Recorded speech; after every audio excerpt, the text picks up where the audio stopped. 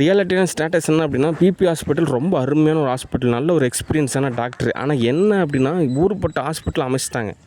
Okay, இந்த பக்கம் மணிமா hospital, Kaveri hospital எல்லாம் ஊருப்பட்ட ஃபெசிலிட்டி இருக்குது.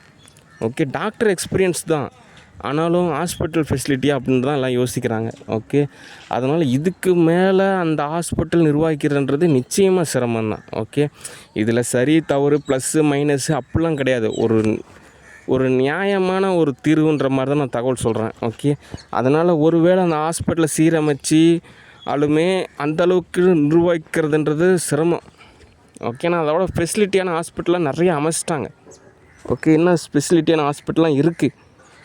ஓகே, அதனால் அவங்களுக்கு நிகரான அளவுக்கு தோது பார்க்குறதுன்றது சிரமந்தான். ஓகே, அதனால் அந்த ஹாஸ்பிட்டலை என்னோடய வீடை நான் மாற்றிக்கலான் இருக்கேன். ஓகே, ஏன் அப்படின்னா அப்பப்போ அந்த கோட்டை மாரியம்மன் கோவில், அதுக்கப்புறம் இந்த குகை, அதுக்கப்புறம் இந்த தாதகாப்பட்டி கோவில்லாம் கோவில் விசேஷம் போடுறாங்க. அப்போல்லாம் அந்த ஃபெஸ்டிவலை நான் மிஸ் பண்ணுற மாதிரியே இருக்குது. அதனால் நமக்குன்னு ஒரு வீடு இருந்துச்சு அப்படின்னா அந்த ஃபெஸ்டிவலெல்லாம் செலிப்ரேட் பண்ணலாம். ஏன் அப்படின்னா என்னோடய லொக்கேஷனும் ஒரு தாதகாப்பட்டி கேட்டு தான். அங்கே எனக்கு ஒரு அருமையான இடம். ஓகே, ஆனால் அப்போது கொஞ்சம் வறுமை நிலை.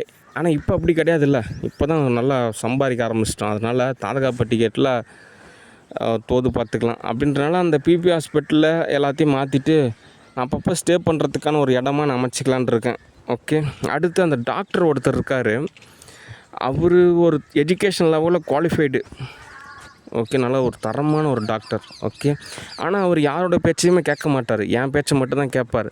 ஓகே, ஆனால் அதுக்கு நிறைய காரணம் இருக்குது. ஓகே, நான் நிறையா படிநிலையில் நிறையா பரீட்சையில் நான் பாஸ் பண்ணியிருக்கேன். ஓகே, யூஎஸ்ஏலேருந்து, யூரோப்லேருந்து, யூகேலேருந்து, டாக்டர் கிளாஸ்லேருந்து எல்லா விஷயத்துலையுமே நான் செலக்ட் ஆனதுனால அவர் என் பேச்சை மட்டும்தான் கேட்பார். ஓகே, அதனால் என்ன தகவல் அப்படின்னா, நீங்கள் என் கூட திரைப்படத்தில் நடிக்க வரலாம். நிறையா ஸ்டூடியோவில் வேலை இருக்குது. ஒவ்வொரு ஸ்டூடியோலையுமே ஆரம்பத்தில் லட்சக்கணக்கில் சம்பளம் கொடுப்பேன். அதுக்கப்புறம் தோதாகிறப்போ கோடிக்கணக்கில் சம்பளம் கொடுப்பேன். ஓகே, அடுத்து அந்த ஹாஸ்பிட்டலில் வந்துட்டு நான் எல்லாத்தையும் ஓரளவு ஆல்டேஷன் பண்ணிட்டு ஒரு வீடாக மாற்றிடுறேன். ஓகே, அடுத்து அந்த காலேஜ் இருக்குன்னாங்க, நாகரத்தினம் மருத்துவ காலேஜ் அப்படின்ற மாதிரி, அது இப்போ க்ளோஸில் தான் இருக்குது. ஒருவேளை அந்த காலேஜை திரும்ப எல்லாத்தையும் சரி செஞ்சு காலேஜ் நடத்தலாமா அப்படின்னு கேட்டால் அந்தளவுக்கு தோதாகுமான்னு கேட்டால் ஒரு கொஸ்டினாக இருக்குது. ஏன்னா ஆல்ரெடி ஒரு நெகட்டிவான ஒரு ஸ்டேட்டஸ் இருக்குது.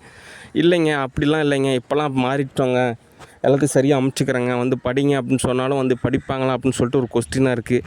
பேசாமல் அந்த இடத்த என்னோடய ஸ்டூடியோவுக்காக பயன்படுத்திக்கலான் இருக்கேன். ஏன்னா நிறையா ஸ்டண்டு காட்சிலாம் இருக்குது, நிறையா நாடகம் இருக்குது. அதனால் செட்டு போட்டு அமைக்கிறதுக்கு, ஒரு ஸ்டே பண்ணுறதுக்கு, திடீர்னு ஒரு 5000 பேர் 8000 பேர் வராங்க அப்படின்னா ஒரு இடத்துல தங்க வைக்கிறதுக்கு, இந்த மாதிரி ஒரு பர்பஸுக்காக அந்த இடத்த பயன்படுத்திக்கலான் இருக்கேன். ஓகே, அந்த இடத்துக்கு உண்டான வேல்யூ காசு எவ்வளோன்னு சொல்லுங்கள், அந்த காசையும் நான் கொடுத்துட்றேன், அந்த இடத்தையும் நானே வாங்கிக்கிறேன்.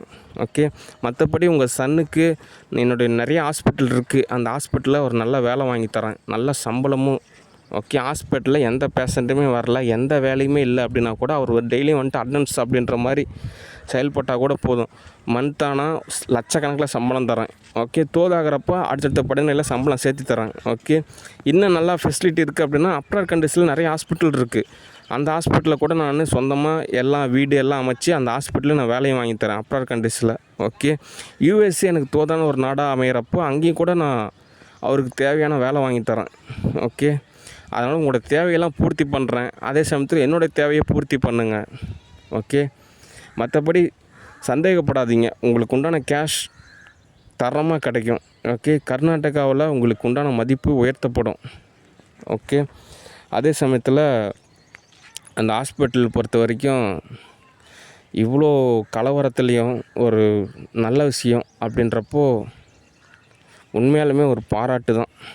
ஓகே, மருத்துவத்துறையினாலே ஓரளவு இங்கெல்லாம் நெகட்டிவாக தான் நினைக்கிறாங்க. டாக்டர்னால் அப்படி, நர்ஸுனால் இப்படி அப்படின்னு நினைக்க, அப்படிலாம் கிடையாது. ஏன்னா டாக்டர் கிளாஸ் படிக்கணும் அப்படின்னாலே அதுக்கெலாம் ஒரு நல்ல ஒரு கொடுப்பனை வேணும்பாங்க. ஓகே, நான் மேக்ஸ் பயாலஜி தான் படித்தேன், ஆனால் எனக்குமே இன்ட்ரெஸ்ட் இருக்குது. எப்படியாவது நம்ம ஒரு எம்பிபிஎஸ் படிக்கணும், சித்தா படிக்கணும், ஆயுர்வேதா படிக்கணும், யுனானி படிக்கணும், அக்குபஞ்சர் படிக்கணும், அக்குப்ரெஷர் படிக்கணும். அது நான் தான் படிக்கிறேன், நான் தான் எக்ஸாம் எழுதுகிறேன், அதை நான் பார்த்துக்குவேன். நீங்கள் ஒன்றும் இது பண்ண தேவையில்ல. ஓகே, அதில் ஃபுட் டெக்னாலஜி இருக்குது, நேச்சுரோபதி இருக்குது, யோகா சயின்ஸ் இருக்குது, இந்த மாதிரி நிறைய கோர்ஸ் படிக்கலாம். ஓகே, காசு இருந்தால் போதும் படிக்கலாம், அதுதான் கான்செப்ட். ஓகே. அதனால் டாக்டர் அப்படின்றதுலாம் ஒரு உயர்ந்த ஒரு விஷயம். நிறைய ஆசீர்வாதம் இருந்தால் தான் லைஃப் ஸ்டைலானது அப்படி அமையும். ஓகே. அதனால் அந்த ஹாஸ்பிட்டலுக்கு ஒரு வரவேற்பு இருக்குது. ஓகே. மற்றபடி இப்போதைக்கு நீங்கள் தான் எல்லாம் ஓரளவு தோது பார்க்கணும். ஓரளவு நான் எனக்கு தேவையான நிலையில் தோதாகிறப்போ நான் உங்களுக்கு தேவையானதெல்லாம் தோது பார்த்துக்கிறேன். ஓகே. மற்றபடி மூவி புக் பண்ணுறப்போ உங்கள் பேர்லாம் எனக்கு அவ்வளோவா தோதாகலை. அதனால் படப்பிடிப்பப்போ நானே உங்களுக்கு கூப்பிட்டுக்கிறேன். ஓகே. ஏன்னா மூவியில் புக் பண்ணுறது சில நேரத்தில் சிரமம். ஆனால் படப்பிடிப்பப்போ நம்ம ஒரு பெரிய லிஸ்ட்டு வச்சு தான் வச்சுருப்போம். கிட்டத்தட்ட ஒரு 1000 லிஸ்ட்டு வச்சுருப்போம். அந்த 1000த்தில் நம்ம கூப்பிட்டுக்கலாம். ஓகே. நம்மளே தகவல் சொல்லுவோம். அந்த மாதிரி படப்பிடிப்பு நடத்துகிறோம், வர்றவங்க வாங்க, நடிக்கிறவங்க நடிங்க, காசு வாங்கிக்கலாம், இன்டர்வியூ இருக்குது அப்படின்ற மாதிரி தகவல் சொல்லுவேன். அப்போ நீங்கள் வந்து கலந்துக்கலாம். ஓகே.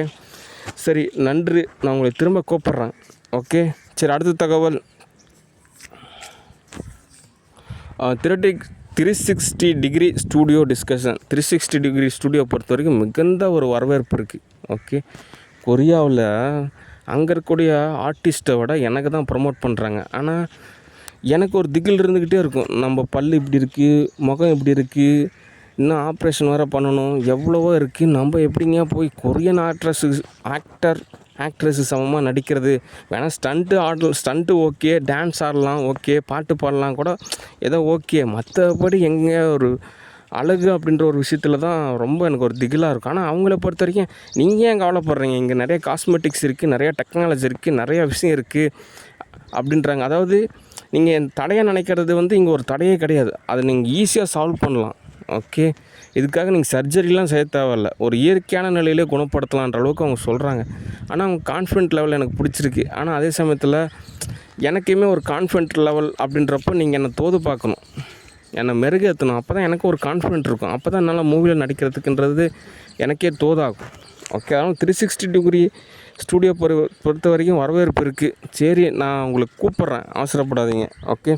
சரி, அடுத்த தகவல் சூரிய பொழுது சந்திர பொழுது டிஸ்கஷன். சந்திர பொழுதை பொறுத்த வரைக்கும் பெண்ணியல் அப்படின்ற ஒரு கான்செப்ட் இருக்குது. பெண்ணியலை பொறுத்த வரைக்கும் என்ன தகவல் அப்படின்னா, முதலாவது ஆண்டவர் இந்த உலகத்தை படைக்கிறப்போ ஆதாமோட விலா எலும்பு எடுத்து ஏவாளை படைத்தார்.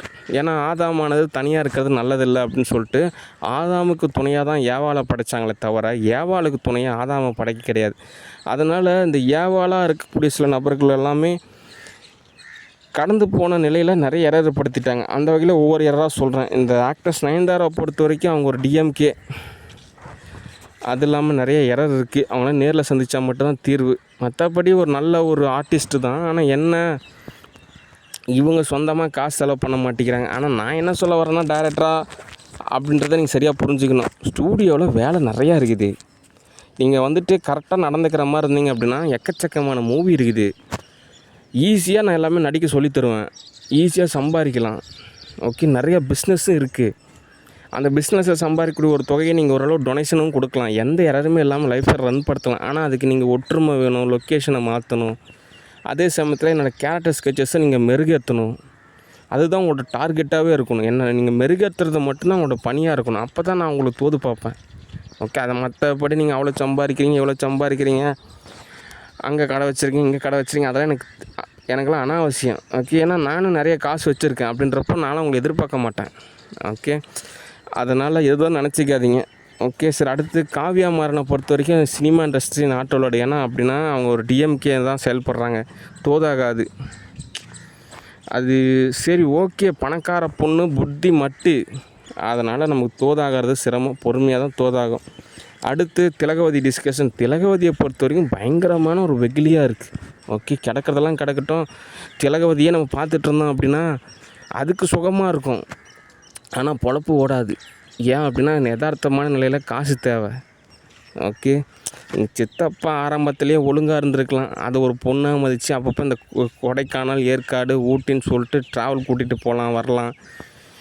இவர் ஏதோ அந்த ஏதோ படத்தில் கூட்டிகிட்டு வந்து அடைச்சி போட்டு சித்திரவதைப்படுத்துவாங்க. அந்த மாதிரி ஏதோ நினச்சி யாரும் ஏற்படுத்திட்டாங்க. அது இல்லாமல் இந்த திலகவதி மாதிரி ரொம்ப வெகுலிங்க, ரொம்ப பக்திங்க, ரொம்ப பண்புங்க, ரொம்ப பயங்க. அப்படிலாம் ஒன்றுமே கிடையாது. பயங்கரமான ஒரு வில்லி. அவங்க ஃபேமிலியெலாம் நடுத்தருவில் இருந்தாங்க. இப்போ அவங்க அண்ணன்காரங்கெல்லாம் கல்யாணம் ஆயிடுச்சு, வீடு தான் பயங்கரமாக செட்டில் ஆயிடுச்சு. எங்கள் சித்தப்பா எத்தனை பைக்கு மாற்றிப்பாடு. அந்த மாற்றின பைக்கெல்லாம் எங்கள் சித்தியோட ஃபேமிலிக்கு தான் போய் சேர்ந்துருக்குது. ஓகே, இதுங்கெல்லாம் சித்தின்னு சொல்கிறதுக்கே என்னால் அக்செப்ட் பண்ணுறதே ரொம்ப சிரமமாக இருக்குது. அதுவும் இல்லாமல் இதை வயிற்ற பிடிச்சி இழுத்து என்னை வெயிட்டாக மாற்றி விட்டுருச்சு. இதனால் டக்குன்னு ஒரு ஸ்டண்ட்டு காட்சிக்கு போகிறதுன்றது ரொம்ப சிரமமாக இருக்குது. 6 மாதம் மறுபடியும் நான் ஜிம்முக்கெல்லாம் போய் ரெடி பண்ணுற அளவுக்கு நிலைமை ஏற்படுத்தி விட்டுருச்சு. ஓகே, இதுக்கிட்ட காசு இருக்குது, இன்னும் 50,000 கிலோமீட்டரும் கிடையாது. டக்குன்னு பஸ் ஏறி வந்துட்டு பணமாரத்துப்பட்டி ஒரு டைம் சுற்றி பார்த்துட்டு ஒரு பேசிட்டு போகலாம். இல்லை அப்படின்னா இது வாட்ஸ்அப்பில் நம்பர் இருக்குது, சும்மா கூப்பிடலாம். இது ஏதோ பயங்கர பில்டப் பண்ணிக்குது. எங்கள் வீட்டுக்கு வரணும்னா நீங்கள் அப்படி ஒரு 1000 ரூபாய்க்கு தீனி வாங்கிட்டு வரணும், எங்களுக்கு ஒரு நகை வாங்கிட்டு வரணும், எங்கள் வீட்டுக்கு வரணும்னா நீங்கள் காரில் வரணும், எங்களுக்கு நீங்கள் காசு கொடுக்கணும் அப்படின்னா கோடிக்கணக்கில் காசு கொடுக்கணும். மெண்டல் கேஸுங்களாம் இருக்குதுங்க. அரை மெண்டல் சொந்தத்தில் இருந்துக்கிட்டு ஏதோ பக்கத்து வீட்டில் இருக்கிற மாதிரி இருந்துக்கிட்டு என்னென்ன ரூல்ஸ் அண்ட் ரெகுலேஷனை போடுது. இதுங்க ஏதோ வேறு ஏதோ பணக்கார குடும்பத்தை தோது பார்த்தா கூட பரவாயில்ல, நம்மளை பிடிச்சி ரத்தத்தை உறிஞ்சிக்கிட்டு சித்திரவதைப்படுத்திகிட்டு இருக்குது மெண்டல் கேஸ். இதில் இவங்க பொண்ணு பாவம் நல்லெலும்பு மாதிரி இருக்குது, அதுக்கு கொஞ்சம் வெயிட்டு அதிகப்படுத்தி அதை சாப்பாடு அதை செய்ய மாட்டேங்குது. ஓகே, அது சாப்பிடாமல் தூங்காமல் நல்லெலும்பு மாதிரி இருந்துக்கிட்டு அதுக்கு சமமாக எண்ணெய் மாற்றி விட்டுட்டுருக்குது. ஏதோ இதுக்கிட்ட ட்ரில்லியன் கணக்கில் கேஷ் இருக்கிற மாதிரி.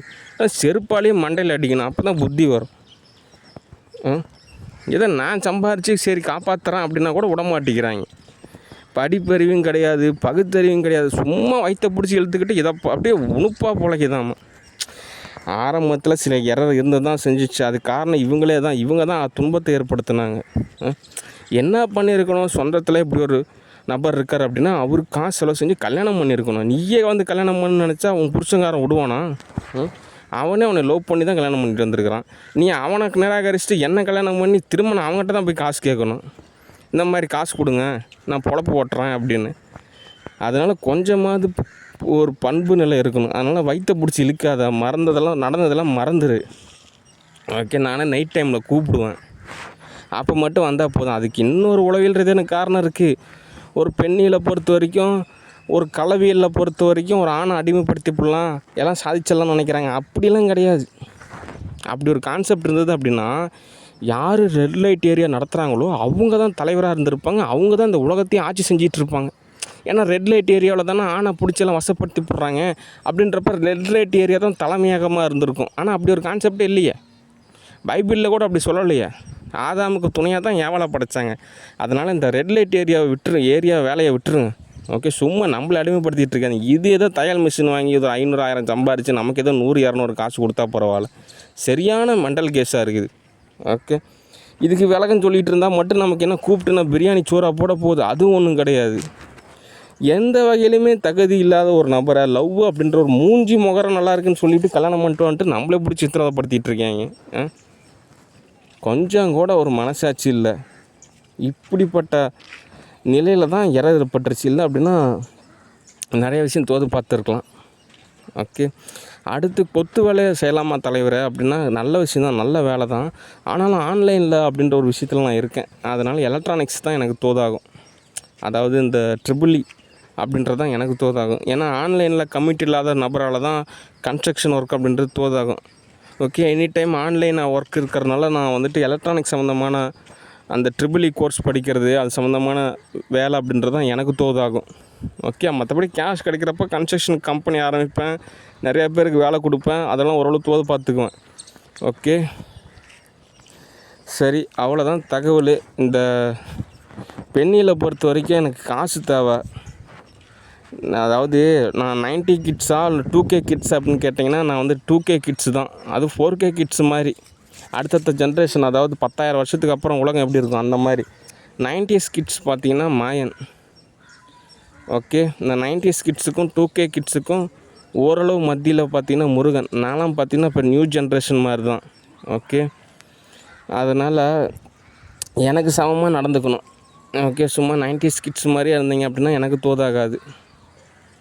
ஓகே, எனக்கு தகுந்த மாதிரி நீங்கள் ஹிப்ஹாப் டான்ஸ் ஆடணும், அந்த மாதிரி ஒரு நிலையிலாம் இருக்கேன்.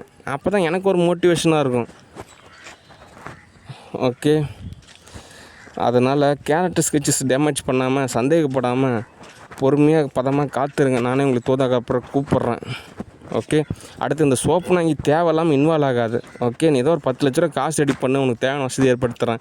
இல்லை அப்படின்னா பொறுமையாக டிவி பாரு, சாயந்தர டைமில் கூப்பிட்றேன், பகல் டைம்லாம் வராது, ஏன்னா எக்கச்சக்கமான வேலை இருக்குது. ஓகே. சரி, அவ்வளோதான் தகவல். நன்றி, வணக்கம், பாய்.